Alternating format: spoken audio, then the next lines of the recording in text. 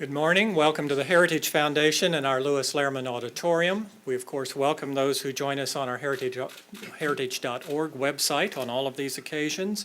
Would ask everyone here in-house to make that last courtesy check that cell phones have been turned off. We always appreciate that. Our internet viewers are always welcome to send questions or comments, simply emailing us at any time to speaker@heritage.org. And of course, we will post the program on our Heritage homepage for your future reference following today's session. Hosting our program this morning is Dakota Wood, Senior Research Fellow for Defense Programs in our Douglas and Sarah Allison Center for Foreign and National Security Policy. He served our nation for 2 decades in the United States Marine Corps. Following his retirement, he helped to organize the National Biosurveillance Integration System, a Homeland Security Department effort.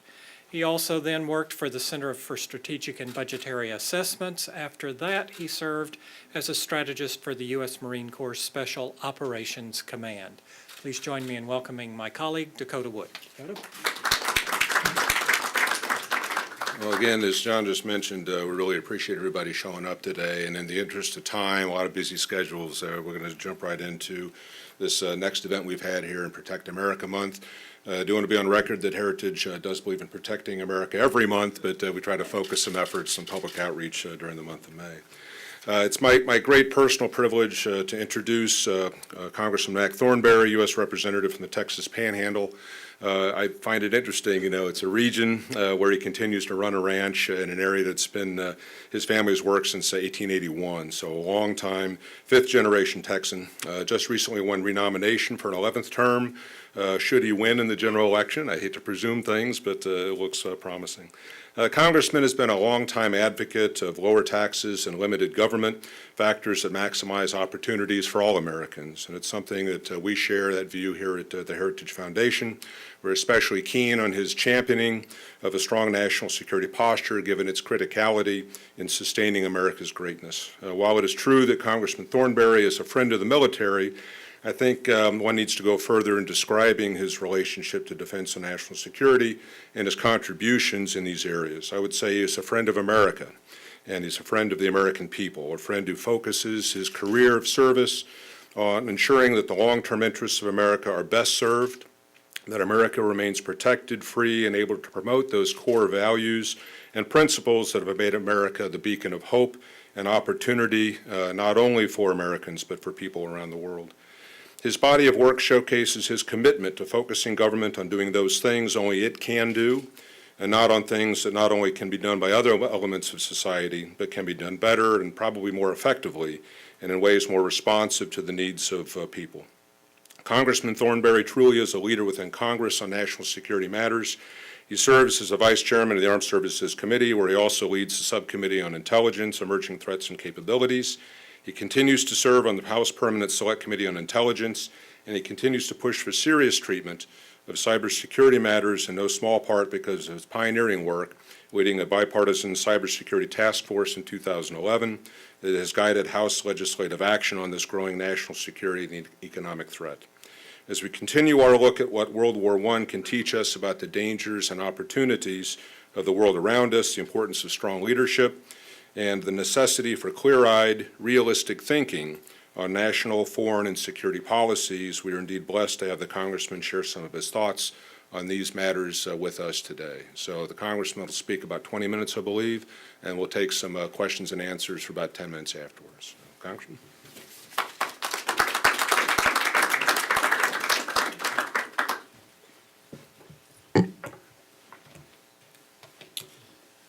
Well, thanks. I appreciate the invitation to be with you all today, and certainly have benefited from Heritage Foundation's insights on national security since I was a young Hill staffer working on defense issues in the early 1980s. Those were exciting and rather contentious times. I think we suffer from a bit of amnesia if we believe that Reagan's defense buildup and his fight against communism alongside Margaret Thatcher and John Paul II were some sort of inevitable triumph of consensus policies. In fact, Reagan's policies were resisted every step of the way, viciously. and just as steps that we need to take today are and will be resisted. I also think the effort of Heritage to look back a century at World War I is good and needed, partly to prevent the sort of amnesia that I just mentioned, and partly because there seems to be an inevitable tendency to abuse history for current political ends, even recent history. You know, we tend to err in one of two ways. Either we try to shoehorn whatever the current problem is into some sort of historical analogy, and it's usually Munich, Vietnam, or these days Iraq, and thereby make the outcome inevitable. Or we tend to forget the lessons of history and thereby fulfill Centennial's warning by repeating the mistakes of the past. The truth is, no result is inevitable. It depends on the decisions we and others make, but if we're wise, we can learn the lessons of history, take the principles of history, and apply them to the circumstances of today.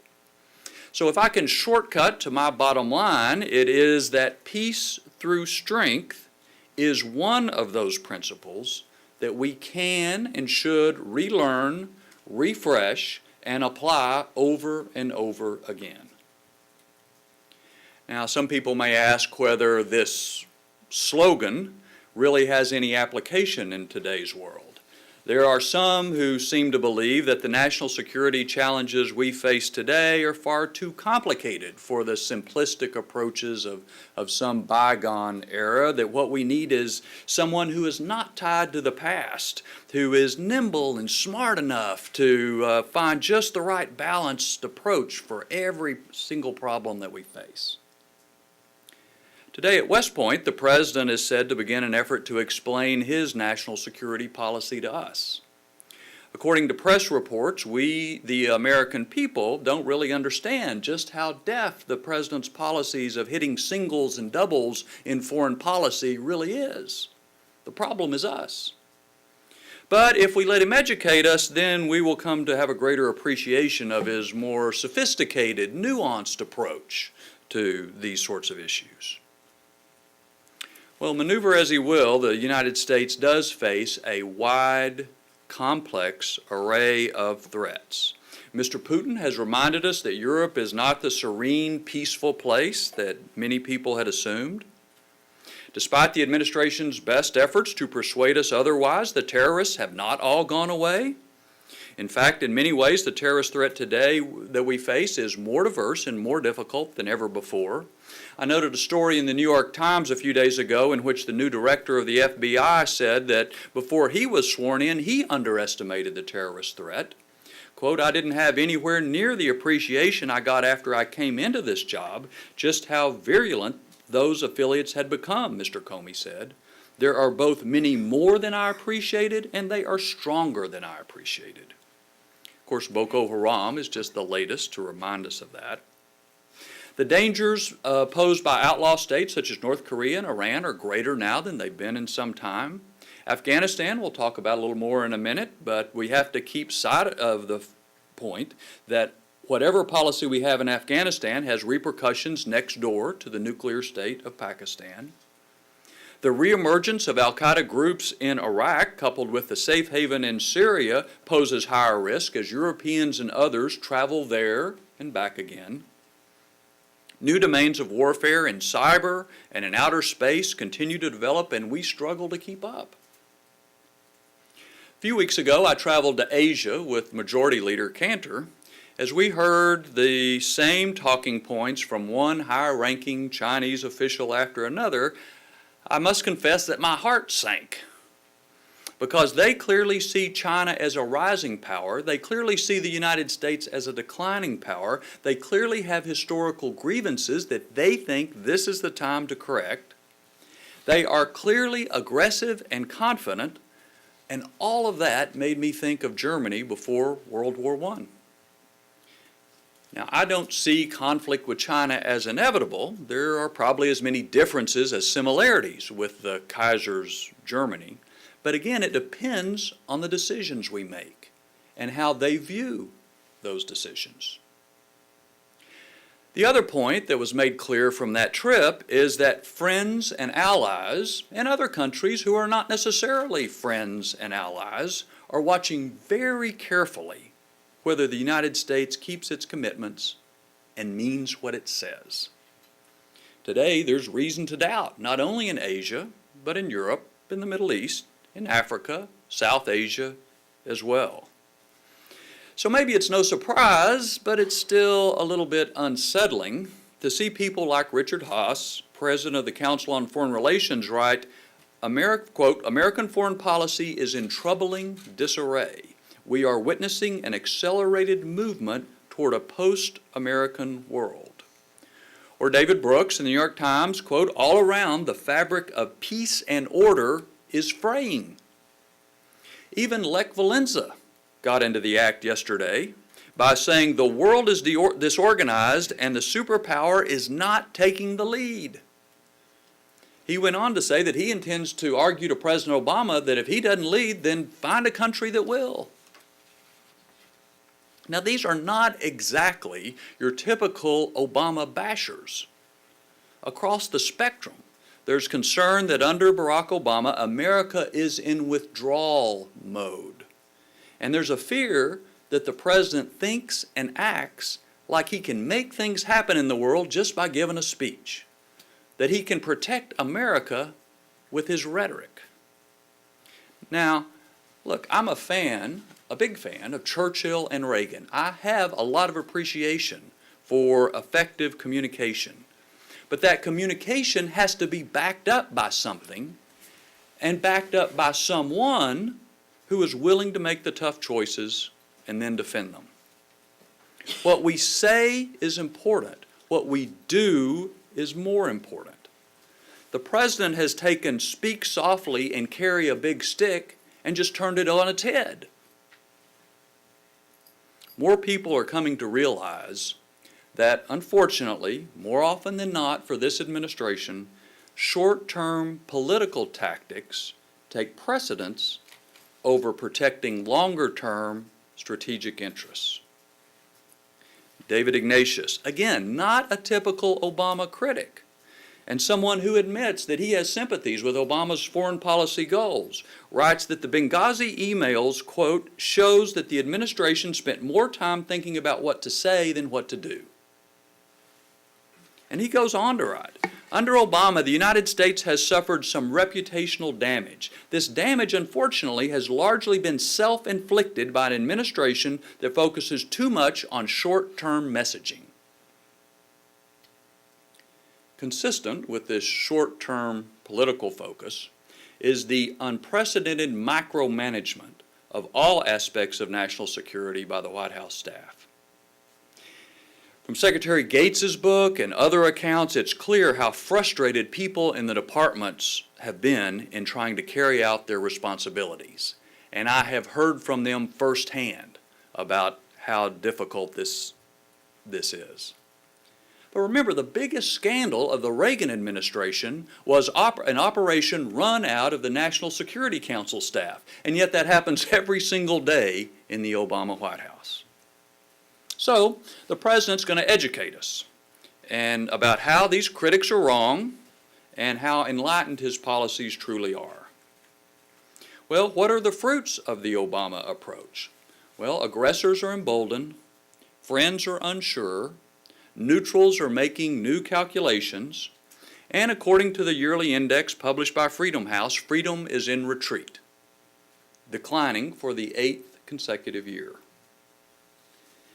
Again, this morning, the Washington Post editorial board writes that the Afghan decision would be understandable had Mr. Obama's previous choices proved out. But what's remarkable is that the results have been consistently bad, end quote. The president loves to set up straw man arguments. His opponents are either isolationist or interventionist, and of course he knocks them down, comes right down the middle with the only reasonable policy approach. Now that's an approach to argument that we can expect, I guess, from a law professor, but that's not leadership. This world does not operate in a split the difference, neither this nor that sort of mode. The world wants to know, as the Economist magazine cover asks, what will America fight for? What does America stand for? Can America be counted on? Yesterday, the President announced that we would keep 9,800 troops in Afghanistan after December, cutting that number in half next year and then pulling them all out by the end of 2016. I can't be the only one who suspects that we got to 9,800 because it sounds a whole lot better than 10,000. And I suspect I'm not the only one who suspects that this is another example of the President calculating what the minimum necessary to get by is, but his heart really isn't in it. Now listen, if you're a friend or ally of the United States, does this decision give you more confidence in your friendship with us? Here's a harder question. If you're one of those 9,800, do you think the President really supports your mission?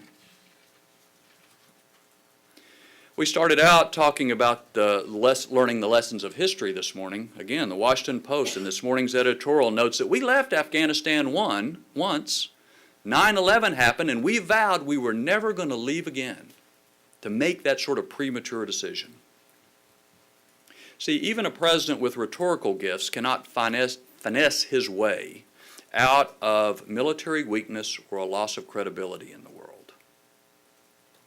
Power and influence in the world comes from having the capability plus the will to use it. We acquire military capability with our defense budget. Last week, the House passed the National Defense Authorization Act for 2015. The vote was 325 to 98. Having bipartisan support, of course, the President promptly threatens to veto the bill.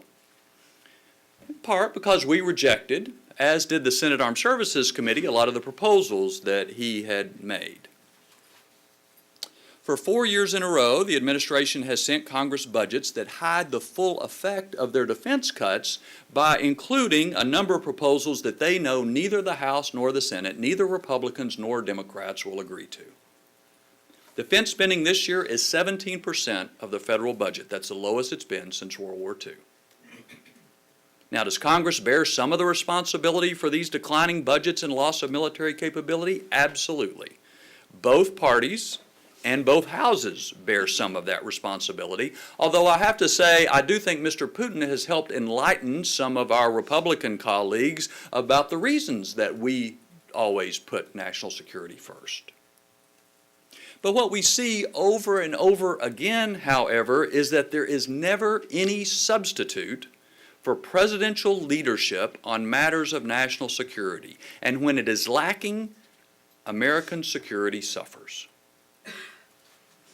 So where are we headed with the budget? Well, if we don't find a way to replace the budget caps with something more reasonable, we are headed toward the smallest Army since World War II, the smallest Navy since 1931, and the smallest Air Force we've ever had. We have already arrived at a place where we have a nuclear weapons complex that is falling apart, just as the challenges in dealing with those aging complex machines is mounting. And the reason is we have not kept the funding commitments that were made in exchange for the Senate ratification of the New START Treaty. We've already arrived at a place where our national security space program is dependent upon Russian-made engines. So meanwhile, what's the rest of the world doing? According to The Economist magazine, if you look at the last 10 years of military spending, China is up 170%, Russia is up 110%, even India, with all of its domestic challenges, is up 45%. The U.S. is up a meager 12%, and some of our best friends, Britain, France, and Italy, all went down. Of course, it's not just about how much money is spent, it's also about how that money is spent. And we clearly have a lot of work to do to see that our defense dollars are spent more wisely, that we get more defense out of the money we spend. And we have a bipartisan, bicameral effort to work with the Pentagon and with industry to help reduce overhead and also improve our acquisition policies. But on the bigger budget picture, the administration resorts to political blamesmanship accusing Congress of just being interested in parochial interest for not agreeing to their defense cuts. Is there some of that? Sure. Always has been, always will be. Is that the reason so many members of Congress in both parties have real doubts and concerns about where this administration is taking our country's security? I don't think so. I disagree with a lot of the president's proposals really for two reasons. One is I'm not sure they're well thought out. Last year they came to us and proposed that we keep the U-2 airplane and retire the Global Hawk. This year's budget proposal just reversed it and wants to retire the U-2 and keep the Global Hawk.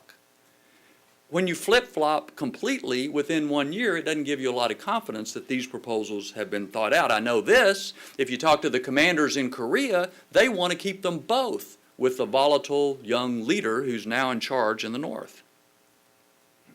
But the other reason I'm not willing to accept many of the administration's proposals is that I'm not willing to accept that we have to have a smaller military or a smaller role in the world. Most Republicans and many Democrats are not willing to throw up our hands in retreat and resign ourselves to a smaller military and that smaller role. Because we know that as the United States retreats, others will fill that void. And those others will not move the world toward greater freedom and greater prosperity. The United States is exceptional, and it's exceptional in a way that no other country in the world is. The President also accuses Republicans of wanting to use military force in every situation. Well, I don't. I think that's another of the President's straw man arguments. I do believe in smart power. I served on the Smart Power Commission that issued its report in 2007. We talked about having the full range of tools of national power and influence so that you could use the right tool for the right situation. Some of those tools, however, need to be big hammers. And every one of the tools are more effective if they are backed up by credible military power. But see, that's the rub. We have to have the military power, and it has to be credible. And we have to be credible about its use. David Ignatius wrote that the intangible factors of strength and credibility are, in fact, the glue of a rules-based international system. See, that's what's fraying our strength and our credibility. And that's the reason for the disarray. Cutting through it all was former Prime Minister Tony Blair, whose advice to us is, don't worry so much about being loved, just be strong. What the world needs now is for you to be strong. Of course, no one could say it better than President Reagan. Memorial Day, 1986, over at Arlington, quote, "And we owe them something, these boys. We owe them a promise to look at the world with a steady gaze and perhaps a resigned toughness, knowing that we have adversaries in the world and challenges, and the only way to meet them and maintain the peace is by staying strong.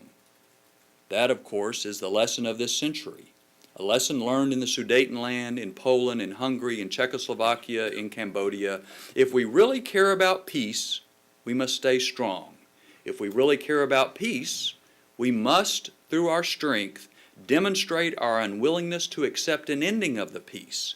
We must be strong enough to create peace where it does not exist and strong enough to protect it where it does." End quote. The theme of this month here at Heritage is Protect America. The only way to do that, the only way for us to have peace, the only way for the world to have peace is for America to be strong and for America to be credible.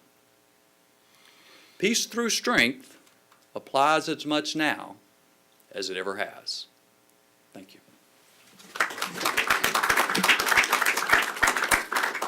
About 10 minutes or so for questions, so anybody might have one? Sir? If you could use the microphone, it'll be broadcasting this. If the military budget needs to be increased, how do we go about winning over the 20-25% of the Republican conference that's really tied to the Tea Party and seem to be almost as isolationist as this president. I don't think that's true. I think, as I mentioned, I think Mr. Putin and others are helping remind everyone that the world is dangerous and that our defense, the first job of the federal government is to defend the country. I think the actual number of isolationists in the Republican Party is very small. And so I have seen a change even in the last year or two towards a greater willingness to look at increased defense spending. At the same time, I think it's really important that we continue to make the kinds of reform efforts that I mentioned to get more out of the money we spend, because the Pentagon can be a big bureaucracy just like any other big bureaucracy. So one way we help shore up support for Pentagon spending, not just among Republicans, but among everybody, is to make the reforms necessary so that each dollar is spent as wisely as possible, and fewer dollars are spent on overhead and unnecessary things. Questions? Yes, ma'am. If you could wait for the microphone and identify yourself and who you're with. Hi, sir. Megan Eckstein with Defense Daily. Hey. I was wondering if you could elaborate on your trip to China and if there's any issues that you might like to address through either legislation or hearings coming up that came up during your trip. Obviously, a lot of issues came up. I think I've mentioned the top two, though. Not only countries like China, friends like Japan and Korea are watching very closely right now to see whether the United States is a reliable ally or not. And part of what they watch, again, is not what we say, but what we do. So we were in Japan and got aboard the USS George Washington, which, as you will recall, the administration had no money in its budget to refuel the Washington, meaning a ship that's supposed to last 50 years would only last 25. Meanwhile, even the Washington now has to be in dock for some months every year as part of maintenance and so forth. So the point is, it's not just what we say, it's what we do. Do we refuel the Washington? How many ships do we have? Do we have the sort of presence that can reassure not only traditional allies like Japan and Korea, but other countries like Vietnam and who are wondering who's going to be there to counterbalance this Chinese aggressiveness? I mean, I think was the dominant theme of the trip. It has repercussions for our defense budget and other issues. But the big question is, can the United States be counted on? In the back. Hi, I'm a senior at Episcopal High School. So regarding Ukraine, it seems to be that there'd be two reasons to act, intervene.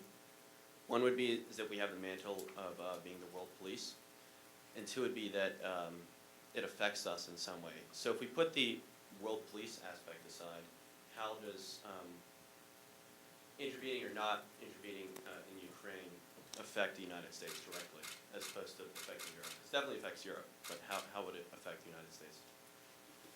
Well, when you say intervene, there are lots of ways to play a role in the world, short of sending troops and trying to do something with military force. I think that two repercussions from Ukraine. One is that it reminds us all that Russia is not necessarily a benevolent power content to with its current status in the world. It's an expansionist power looking to reform world international rule sets toward its benefit.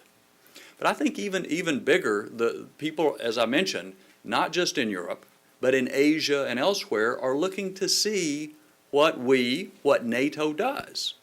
And side note, this is a real test for NATO. What is the purpose of this alliance? Does it have meaning today or does it not? So having sanctions on a handful of individuals, which causes Mr. Putin and others to kind of laugh it off, is not been a very effective response. Now, it does not mean that ineffective sanctions or complete military invasion are the only options here. And that's where I think the president loves to make these straw man arguments. Oh, it's either one extreme or the other. That's not the case. But make no mistake, it's not just Germany, France, countries in Europe that are watching our response. It's not just allies like Japan and Korea that are watching our response. It's countries like Iran and North Korea that are watching our response, and China, and trying to figure out what they can get away with. We do have a question from an online viewer, sir. Mr. Scott Scherer from Rincon, Georgia, wants to thank you for your service to the country. And then addressing rules of engagement. He says that they're much as they were when USS Cole was attacked. He has a friend, a U.S. Army Ranger brother in arms that just returned from Afghanistan, and this Ranger's opinion is all they get to do is look through a scope of the rifle and say the word bang. So I think the concern is with rules of engagement set by the president and through that chain of command, or folks equipped to be able to protect themselves and to engage enemy forces. Yeah. I think all of us in Congress have heard from relatives of service members who are have been frustrated at the rules of engagement, certainly in Afghanistan and even before that in Iraq. I think we have to be careful about second-guessing military commanders on the ground and the rules of engagement that they put for their troops, particularly given the mission that they have. And remember, a lot of what we're doing in Afghanistan is helping to stand up the Afghan security forces so that they can be in a better position to defend themselves.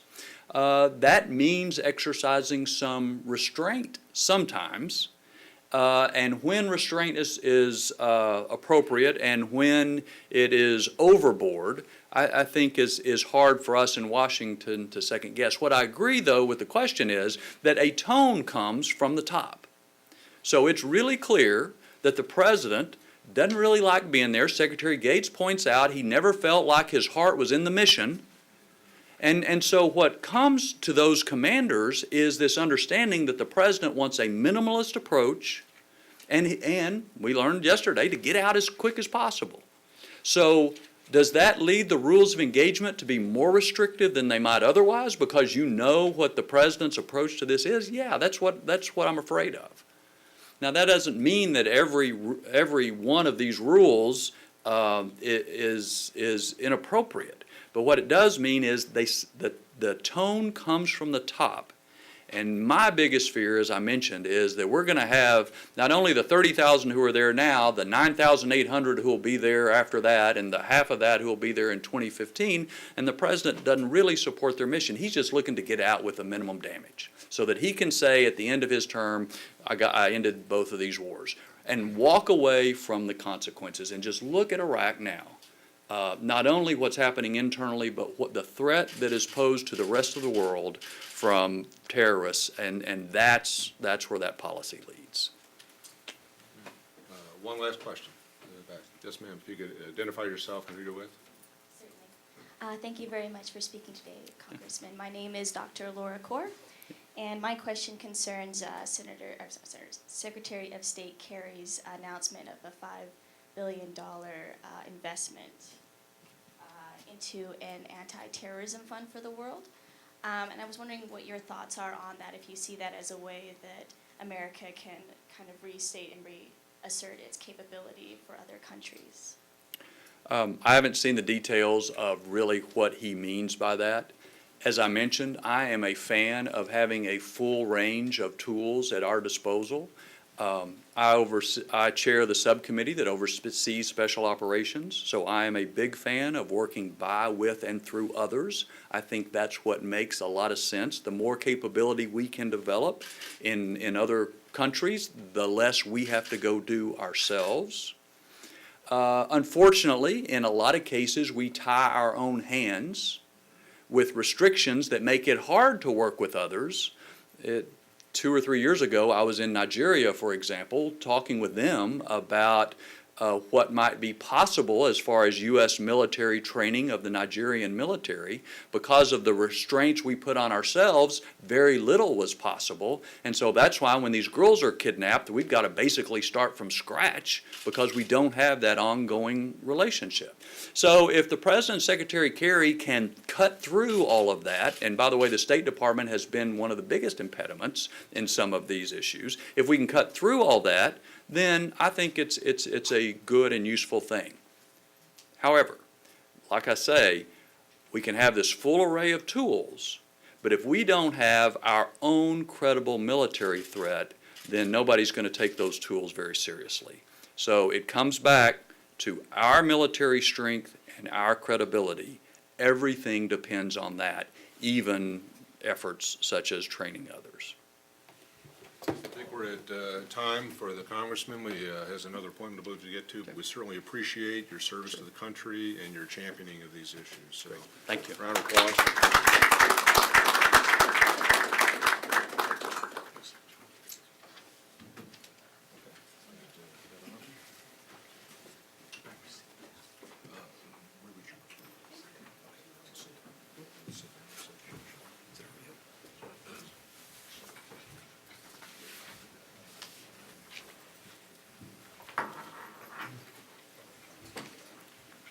Okay, we'll go ahead and shift into the second part of this program. We've got two noted speakers. We'll be starting with Dr. Kim Holmes to your right, my far left, and then followed up by Mr. Robert Zarate to my immediate left.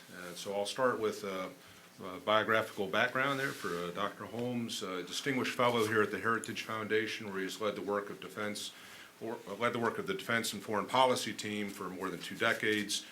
Was Heritage's Vice President for Foreign and Defense Policy Studies and Director of the Davis Institute for International Studies from 1991 to 2012, with a bit of service interlude as Assistant Secretary of State for International Organization Affairs during most of the first term of the President George W. Bush administration.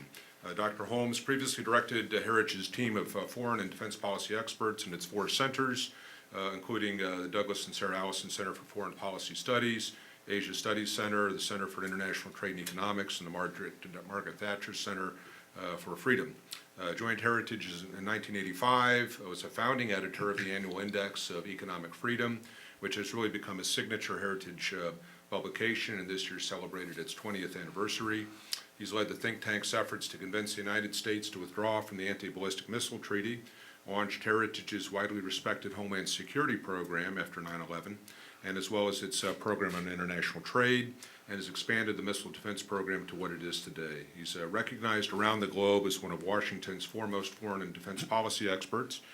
Dr. Holmes is a member of the Council on Foreign Relations, where he formerly served on the Washington Advisory Committee, and previous appointments include the Defense Policy Board, which is the Secretary of Defense's primary resource for expert outside advice, the Board of Directors of the Center for International Private Enterprise, and a public member of the U.S. delegation to the Organization for Security and Cooperation in Europe.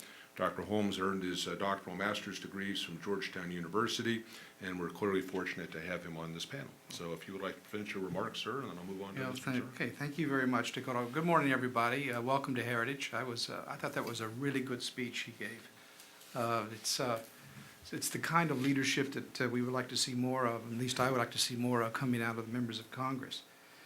What I'd like to do today is to take advantage of the fact that this is the Centennial, of course, the beginning of World War I, and in August you're going to be seeing lots of articles about the guns of August and the origins of that war.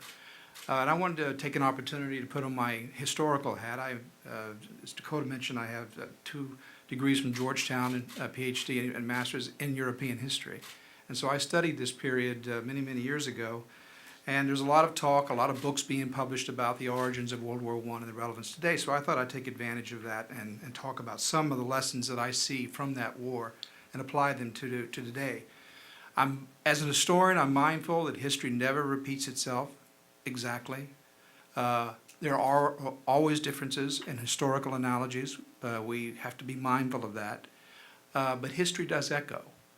There are certain trends and themes that tend to manifest themselves time and time again, and of course it is those themes and that has historians that we try to understand. So before I get into what I see some of the specific lessons, I want to say a word about the historiography of World War I. There are basically two schools of thought that have existed over now for decades, really, particularly since World War II. One was founded by the German historian Fritz Fischer. Basically, it was the thesis that Germany started the war. It was Germany pushing inside Europe, and his famous study called Griff nach der Weltmacht, which means Germany pushing for world power. And he has lots of followers. I have to admit that my professor at Georgetown pretty much followed in Fisher's footsteps. Then there's the opposing school, developed by historians like L.C.F. Turner of Australia, many other historians, a lot of them in Britain, by the way, some in Germany, who take the view that World War I was started not by Germany alone, but it was mainly a tragedy of miscalculation. This is the phrase that Turner uses. And it was more or less an accident. It could have been avoided. There was too many moving parts. People made mistakes, and we need to learn from that. And from that, you get essentially, not only from that, but also from historiography of World War II, you get sort of two politicized views of what causes wars, what starts wars. One of them from World War I, and certainly from one in World War II. That it's not just about these wars, but it's about causing wars in general.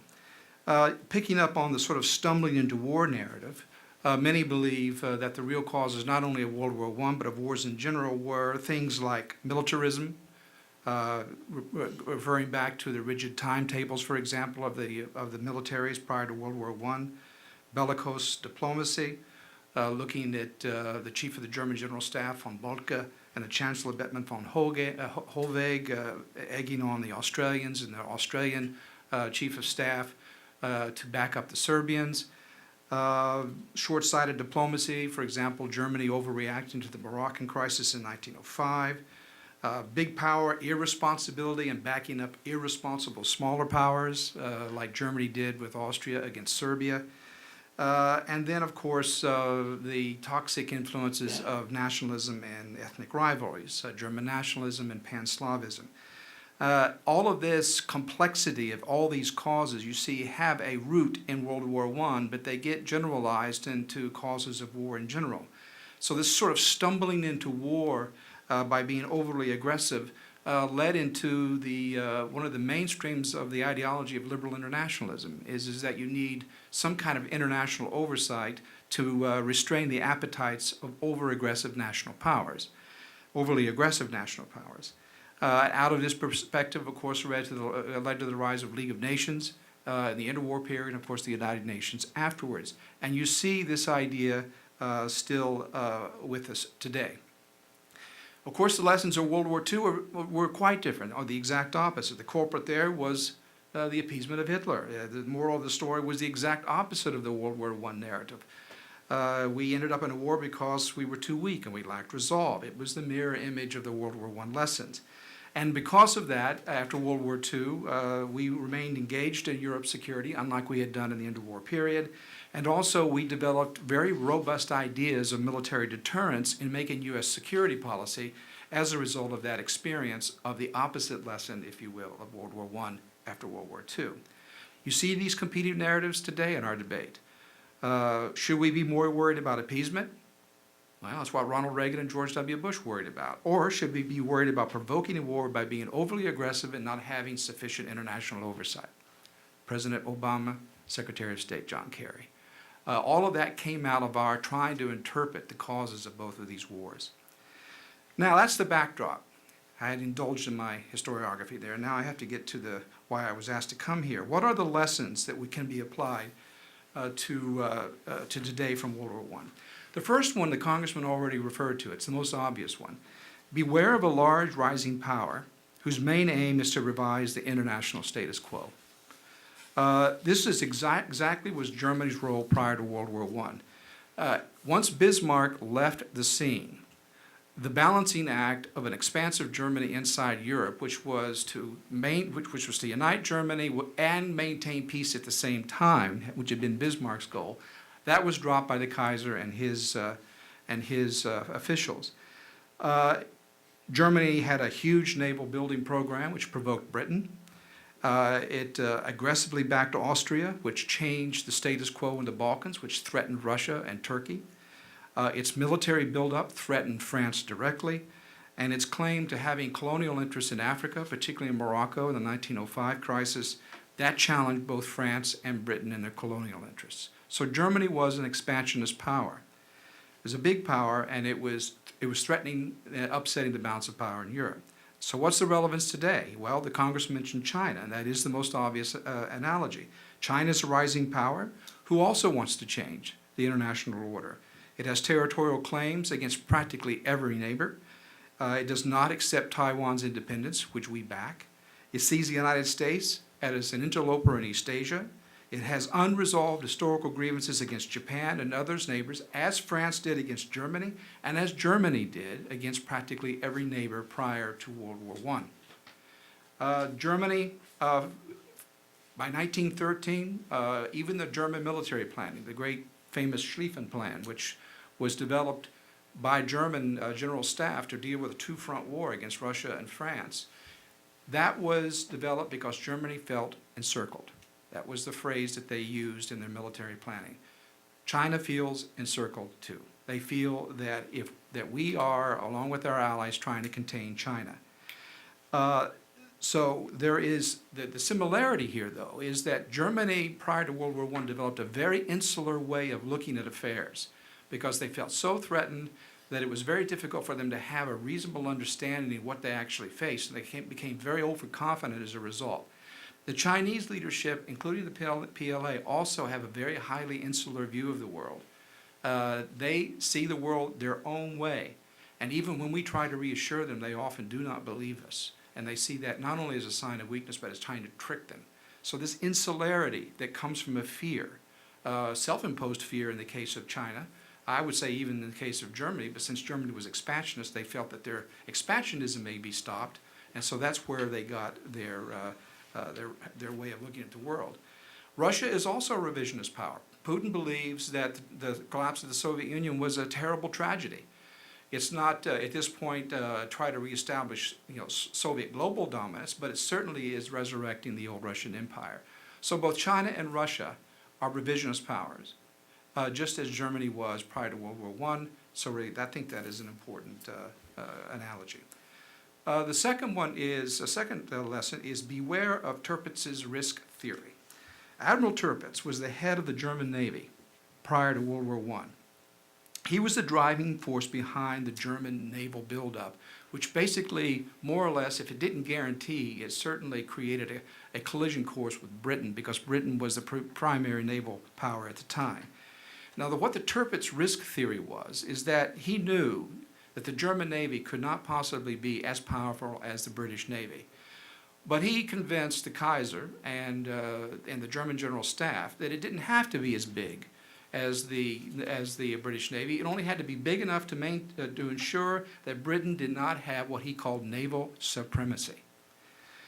Well, it turned out that this overconfidence in the German Navy was one of the reasons why German diplomacy was so aggressive prior to World War I. And it turned out to be completely wrong. The German Navy was a complete disappointment. Not only did the Bismarck get sunk, but also at the end of the war, during the end of the war, they could not even stop the British naval embargo that practically starved Germany to death. But it was a powerful delusion that gave Germany way too much confidence that it could actually start the war. The relevance today could be that China is developing just enough naval capability not to challenge the United States Navy globally, but to challenge our supremacy in the East and South China Sea. That's all they really have to do. And this may give them the confidence to think that they could challenge Japan over the Senkaku Islands, or perhaps make some move against the Spratlys, because they believe that they have just enough power to deter us from responding in that region. And this could give them way too much confidence to result in a miscalculation, which could actually lead to a war. The last lesson is the one also that the congressman referred to, is beware of too much war weariness. It can not only cause wars, but it could actually make the wars that they develop much worse than they should have been. After World War I, obviously Europe and the United States were extremely traumatized by all the terrible slaughter. We couldn't believe how it gotten so out of hand and how it became such a catastrophe. And so therefore, our instincts were led in the opposite extreme. We started looking at World War I as the war that would end all wars, and it was out of this fear and this mentality that not only the League of Nations was born, but treaties to outlaw wars and to control arms races were born. Much of the program of international liberalism was invented in these years as a way of compensating psychologically, diplomatically, and politically for what they thought had been the mistakes that led to World War I. Well, of course, it didn't end that way. It ended up with Hitler taking over much of Europe. And in fact, it was as a result of this mindset that the war in World War II actually ended up being worse. The relevance today is that we are obviously in a similar period of war weariness, and we may be making some of the same mistakes that we made after World War I. Now, we're not in a period of abject isolationism, but we are in a period in which retrenchment and withdrawing of American power is very popular, not only with the president, but with the American people. And as I said, all the concepts of international liberal internationalism that were created in those interwar years to sort of give a sophisticated veneer to the retreat are now front and center in American policy. And yesterday the president announced, for example, a timetable of what he called ending the war in Afghanistan. He announced a time when all but a few U.S. troops would be left in Afghanistan. But you'll notice that absent from his strategy, which was absent also in the strategy in the interwar period, is the most obvious question. What happens when you walk away from Afghanistan and the return of the Taliban occurs? What will we do then? In other words, what's the condition for us leaving? What's the condition for us being there in the first place? After all, that was the war aim. If you have a war aim, you leave when you achieved your aim. You just don't leave and pretend that there was no war aim to begin with. The failure to answer that question on our strategy in Afghanistan is born of the same short-sightedness that led Americans in the 20s and 30s to think that World War I was truly over. It wasn't over. World War II was but the second round of a problem that had remained unresolved from the First World War. In other words, World War II was round two of World War I. And I fear that if we walk away from Afghanistan too soon, as we walked away from Europe in the interwar period, we may have to someday return once again to finish the job. After all, we've already left Afghanistan once, after the 1980s. And there could be the same kind of tragedy that occurred in Afghanistan that occurred in the interwar period. Because it seems to me, given what the president said yesterday about Afghanistan, that the same kind of mentality is prevalent. He said yesterday that Afghanistan is, quote, in the hands of the Afghans. Well, obviously that's true to a large degree, but that should not be an excuse to think that we can just wash our hands and just come home as if we have nothing to do with it, and as if we have no interest in the matter. We've tried that once, not only in Afghanistan, we tried it in the interwar period with Europe, and we paid a terrible, terrible price. Thank you. Now to Robert Zarate, to my left, Policy Director at the Foreign Policy Initiative, a nonpartisan nonprofit 501c3 here in Washington that educates and engages U.S. decision makers, journalists, and the public on critical importance of U.S. global leadership in matters of security, diplomacy, international trade, human rights, and democracy promotion.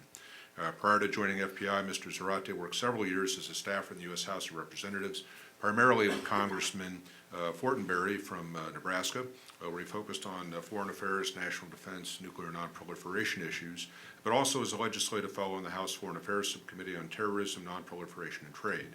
Before the Hill, he worked as a research fellow at the Nonproliferation Policy Education Center, as an independent consultant on nuclear issues for a few years at Wired News. You've been everywhere, right? Reporting on the intersections of national security, technology, politics, law, and business. And then also as a policy analyst at Steptoe & Johnson LLP here in Washington, where he focused on e-commerce and international controls related to the import, export, and use of encryption and other dual-use items.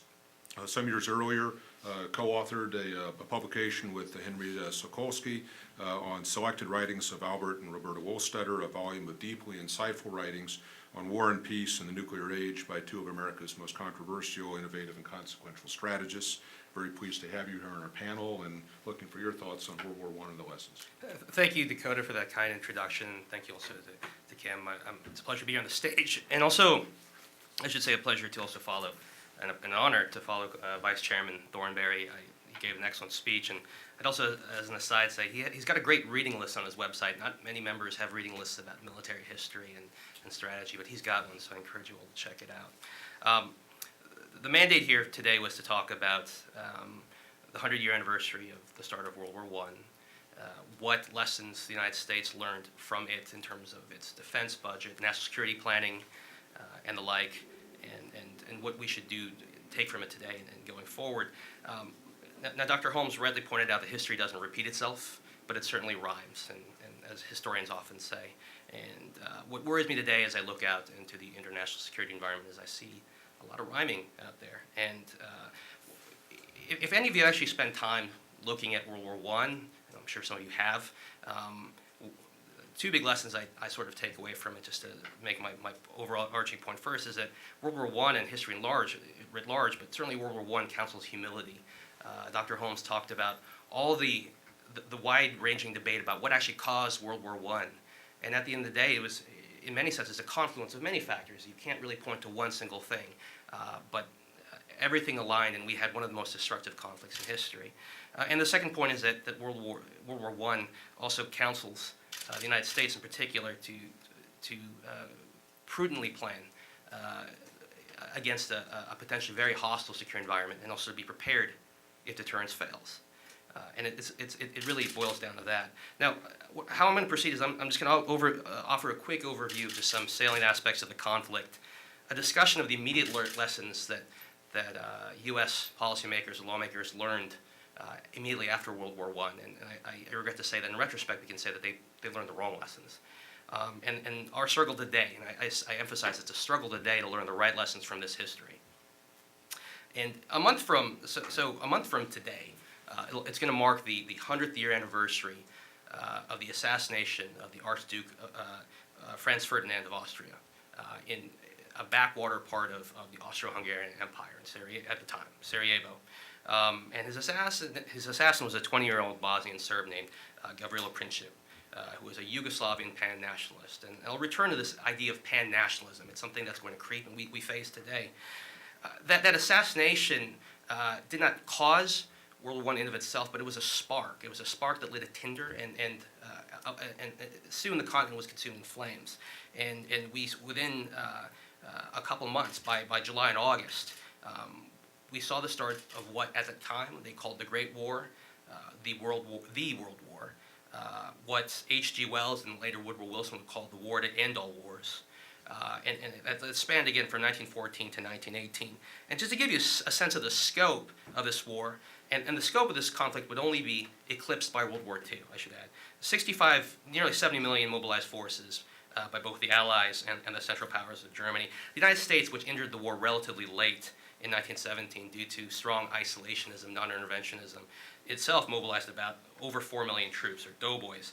The conflict itself was it was a paradigm-changing conflict because it showed how you could bring in science, technology, industry applied on mass scales. And we saw new forms of warfare, trench warfare, nascent tank warfare, nascent aerial reconnaissance and aerial warfare, the use of chemical weapons, which again, you talk about the rhyme of history, just look no further than Syria. The United States again remained non-interventionist and basically isolationist for until the final year and a half of the war. And what actually sparked our involvement wasn't the bombing of the Lusitania in May 1915, in which 130 Americans died. It was a British ship, Lusitania. But it's actually the Zimmerman telegram that the UK intercepted, in which the Germans had basically offered to Mexico, hey, you go to war with the United States, we'll help split the spoils. And it was that telegram and subsequent attacks by U-boat ships that provide the casus belli, which led the U.S. Congress to actually declare war on Germany and enter World War I in April 1917. Now, a quick note about just the scale of death and suffering. As many as 11 million people died. Obviously there's a lot of debate about the precise number. It's hard to peg it down, but 8 million to 11 million combatants died. And on top of that, about 7 million non-combatant civilians died due to crossfire, due to war crimes, disease, and malnutrition. For the United States, the war itself was very costly in terms of blood and treasure, even though we were involved for a relatively short amount of time. If you actually were to adjust inflation for today, the United States spent about $500 billion for its short involvement in World War I in constant fiscal year 2014, 2015 dollars. And in terms of blood, nearly 120,000 U.S. troops paid with their lives, and another 200,000 were wounded. It was a dramatic conflict. And what's to my second point, the immediate lessons learned after this conflict. It's odd that this sort of Panglossian idealism emerged, and this idealism trumped sort of sober pragmatism, and sort of a realistic assessment about the nature of man, the nature of the international system. We saw the League of Nations form, in which they tried to impose the domestic strictures of domestic law internationally. We saw later in the 20s the Kellogg-Briand Pact of August 1928, which actually sought to outlaw war, and they thought they could just outlaw it. Within the United States, rather than sort of prepare for the possibility that there could be another major conflict, this is from a U.S. Army history, the War Department urged Congress to authorize the establishment of a permanent regular army of about 500,000 and a 3-month universal training system that permitted quick buildup, basically. And Congress and the American people said no. And rather, we not just built down our military, we tore it down. The prevailing sentiment at the time was that another major war was impossible with the exception of Japan. And the bottom line here is prior to World War II, what we saw was a general neglect of the military's capacity, capabilities, and readiness, coupled with, at times, a less than sober view of a growing international threat environment. And World War II happened. We all know that war and how it ended fundamentally shaped the international system. It's because of that conflict that the United States emerged as the indispensable pillar of world order at the end of the day.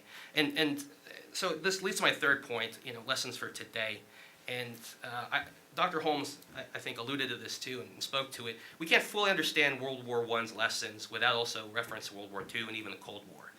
Because if the assassination of the Archduke Ferdinand was sort of that spark that led to a larger conflict, World War I was just a prelude to a longer continental struggle in Europe that in many ways is still continuing. We see Russia, the Russian Empire, which at that time stumbled and fell by 1917 in World War I. You see Vladimir Putin today, in many senses, trying to resurrect an empire that he sees not just in a Cold War sweep, but in the sweep of hundreds of years. The Russian Empire is hundreds of years old. A major lesson, I think, to draw from it is we, the United States, American citizens, we need to struggle mightily to see the world as it is and not as we want it to be. And that's an admonition not just for everyday Americans, it's an admonition for leaders, those who are entrusted with guiding our national security. And 3 specific points. First, we need to see, in particular, the international threat environment as it is and not as we wish it to be. And a corollary to that is we can and we likely will be strategically surprised. Now, today, President Obama is giving a speech in West Point in which I haven't yet had a chance to see it. He's going to offer a threat assessment and also his argument for what the Obama doctrine has been and where he thinks we're going. But I will say that I've been an observer both on the Hill and afterwards of the messaging that I've seen from the administration about the threat environment. And themes that we hear, the 3 main themes, Al-Qaeda, until recently we were hearing a lot about how Al-Qaeda was on the ropes, global terror is on the ropes. 2, that grand bargain diplomacy can contain regional revisionism from rogue states like Iran or Syria. 3, that we can consign great power rivalries and great power war to the ash heap of history if we simply reset, engage, and even occasionally accommodate other rising great powers. Now, this, of course, is not the message they always send, but you sometimes hear that if you listen carefully. And when we actually take a sober look at the world, I'll just quickly say, Al-Qaeda is not on the ropes. We see it growing in Al-Qaeda in the Islamic Maghreb, AQIM, Al-Qaeda in the Arabian Peninsula, Al-Qaeda in Africa, Al-Qaeda line organizations in Syria. We've heard in recent months not just generals from CENTCOM and AFRICOM, but also the FBI director, the U.S. Homeland Security director say things like what are going on in Syria, things that are going on in Africa are now actually beginning to pose threats to the homeland, because we're seeing extremists, terrorists, jihadists getting battle hardened there and setting their eyes now on the United States at some point, and basically hoping to do a repeat of what we saw on 9/11. With Iran and Syria, despite the administration's hope that we can use grand bargain diplomacy to contain the Iranian threat, we sort of segmented Iran's nuclear threat and ignored its growing support of terrorism abroad. And we see that in Iran's support of Hezbollah, and Hezbollah, which is also supporting the Assad regime. And Iranian troops are also in Syria supporting the Assad regime. And in Syria itself, we saw its use of chemical weapons. And even though we have this bargain, if you will, to try to get rid of the Syrian chemical weapons program, we've seen that Assad has been more than willing to find loopholes in it, to hide chemical weapons, to use chlorine, which is a dual-use item that was actually used in World War I, to use it again, and to repeatedly cross the red lines. And still, we're struggling for a coherent response to the cross of that red line. And third, Russia and China, Dr. Holmes spoke about it, Congressman Thornberry spoke about it. They're both returning in many ways, returning great powers. Russia has a lot of systemic problems, but they do see that Vladimir Putin does want to restore, in effect, the Russian Empire. If you look at his rhetoric and his scope, that's what he's looking at. And what's worse, what deeply troubles me is also Vladimir Putin's pan-nationalism. If you look at the EUMF, if you will, that the Russian parliament passed to authorize Vladimir Putin's activities in Ukraine, it's not aimed specifically at Ukraine. It's aimed at protecting Russian nationals or ethnic Russians all over the world, frankly. And many people are wondering what could be next after Ukraine. Could it be Moldova? Could it be Estonia? Could it be somewhere in the stands? So this is the threat environment we see, but what we see in terms of how the United States is responding to it is a defense strategy that is, I think, geared more at the world we wish it to be, not as it is. And what I mean by that, I think it's helpful to refer to the last QDR independent review panel of 2010 that was chaired by Perry and Hadley. And one of the things they said is, in the absence of a better construct to plan America's forces, we should be using Les Aspin's 1993 bottom-up review. Now, something to bear in mind is that bottom-up review from 1993 was designed at a time when the only real threat we were worried about was maybe, rogue state proliferation. Really, that's what we were probably, rogue state revisionism, generally speaking. We weren't worried about global terrorism, and we certainly were not worried about the return of great power rivalry. We, in terms of just force structure, numbers, capacity, if you will, we're barely at bottom-up review levels. But we have a threat environment that is far more challenging than what was contemplated at the time of the bottom-up review. We have a threat environment, again, global terrorism, nuclear proliferation, other technological game changers, and the return of great power rivalry. And what's worse is that we're on a trajectory to get out of the business as much as we can out of sort of very proactive global counterterrorism. We are sort of getting out of the business. We don't want to be in the business of dealing with great powers and the prospect of serious great power rivalry. We're at least ambivalent about it. And last, we're still not very sober about what's going on with regards to Iran and other rogue state regimes. And a last point, too, is because we're on this trajectory, both in terms of the growing gap between our strategy and budget, we have already seen a crisis in the military's readiness for combat, which we can talk about during the Q&A, and it's now moving to a crisis in military capabilities, especially future military capabilities. I can throw out lots of examples, but you can look at things like the Tomahawk, which has been a stalwart system. We're killing it, and we may not actually have a large enough stockpile if we do see future military contingencies in the coming decade. We may not have a follow-on. And I'll just close at this point in terms of where our budget is today. Our budget, I did the math here last night. It's been our $496 billion that we're spending in fiscal year 15. When you adjust for inflation, since '48, it's been exceeded in real dollar terms as many as 29 times. So 29 years since 48, in real dollars, we actually spent more than what we're spending today. And a question that we need to ask ourselves is whether the world is becoming, on balance, more Pacific. Are we heading towards that world that people at the end of World War I hoped for, which would be more the war to end all wars, a post-war world? Or are we moving to a world with challenges which we need to be prepared to meet, which we need to have a sober understanding of this reality, of this threat environment, or else be prepared to deal with its consequences? And I'll just close on that, but I'll just say that I think that there certainly is.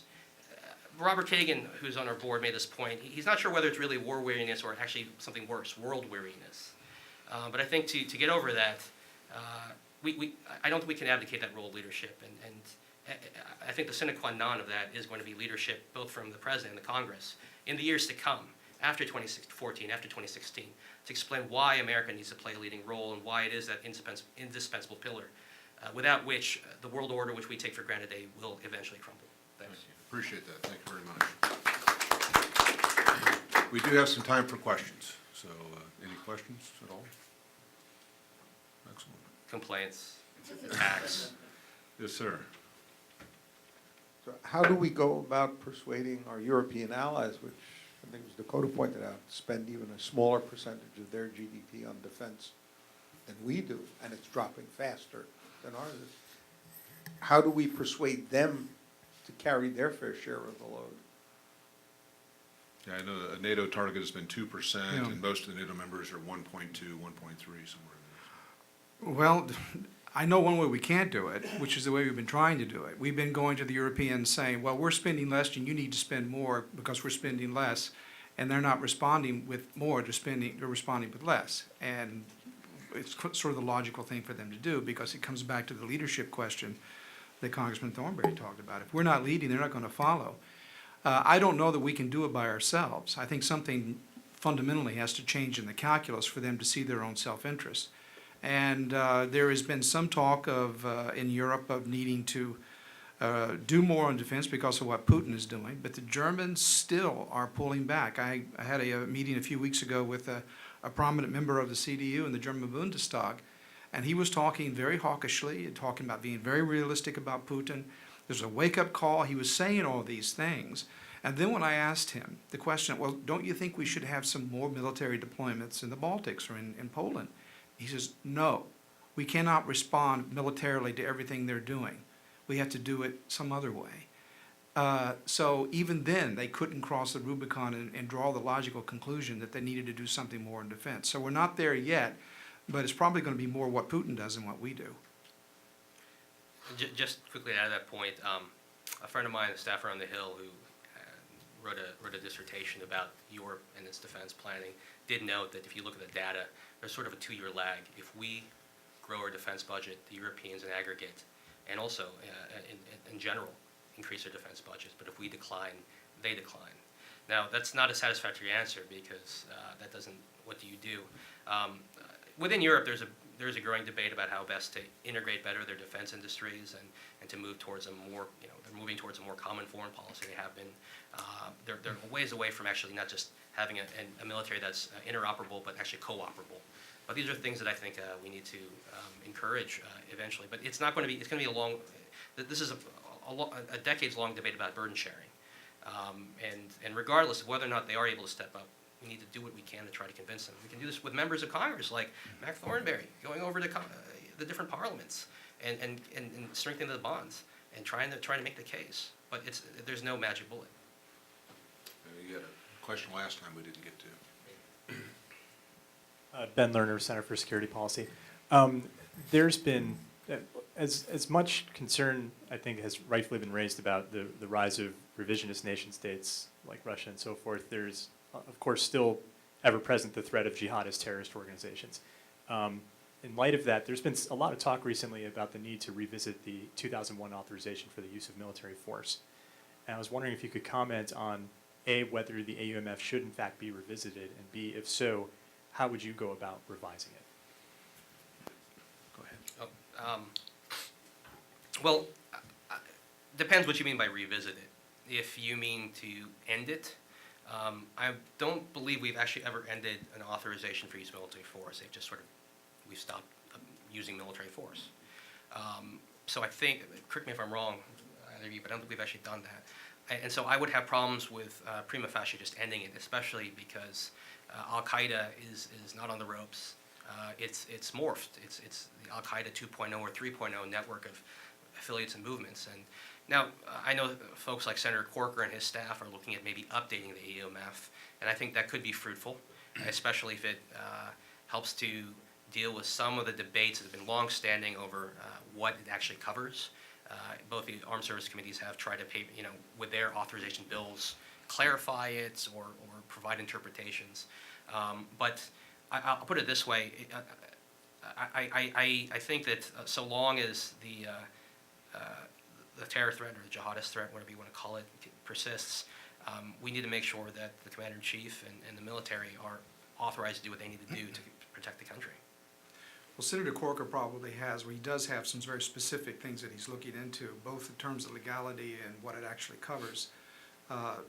But if you step back, though, I think politically what's happening both in the Democratic and Republican Party is, on the Republican side, particularly in the last 7 or 8 years, there's been sort of a general concern about the Congress needs to be consulted in war-making, and yet there's a history of that that's ambivalent, to say the least, given the history of the War Powers Act, and the Republicans used to be against it. So there's sort of a new mood in the Republican Party to have more congressional oversight, and so you can see that politically feeding into it. On the Democratic side, they're against the war, and they want to end it, and this gives President Obama cover if, after all, the authorization ends, and his ending the war in a couple of years has a legal status. So I think, frankly, that's politically what's going on. My own personal view is that the authorization was sufficient. There was bipartisan support for it when the decisions were made both in Afghanistan and Iraq. That should be sufficient to see the job to the end, in my opinion. And the fact that the President is looking at it differently is a political judgment he is making. Supposedly on strategic grounds, but I think that the whole question of the authorization is basically a secondary to the big debate about whether or not we should be doing more to try to win these wars rather than to walk away from them. I have a short question. You said that, and both gentlemen said that World War I must be tied in with the results, that World War II developed. How do you see World War I contributing to World War II? And by the way, another question, when did the United States take over Hawaii? What year? Became a state in the 50s. Right. When Like we were earlier there, I think, in the late 19th century, yeah. It was established a naval facility in the late 19th Yeah, century. because Pearl Harbor is in Hawaii, right? That's correct, yes. And So if we could just quickly, Yeah. just right up against use of the The room. relationship.